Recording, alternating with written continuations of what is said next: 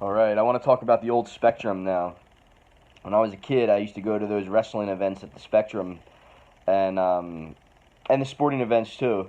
But the wrestling events, I remember I would go to them and we'd watch the event or whatever, and then I would dip away from the seats.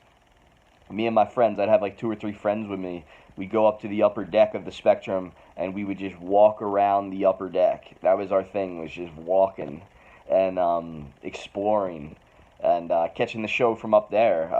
Just had more freedom. I've always been one of those kinds of guys, or one of them kind of kids that always like to kind of get away and explore and have the freedom to do what I want to do. So I remember the Spectrum. I remember the banners hanging from the ceiling at the Spectrum. Everybody from the sport legends to I remember they had the Grateful Dead hanging from there. The banner of the Grateful Dead. There was all kinds of shit that was in the history of that building, and yeah, that was one of the coolest buildings I've ever been in. I've been in Madison Square Garden, you know what I mean. I've been in a lot of sporting arenas and music venues, and I think the Spectrum was probably the best one out of all of them.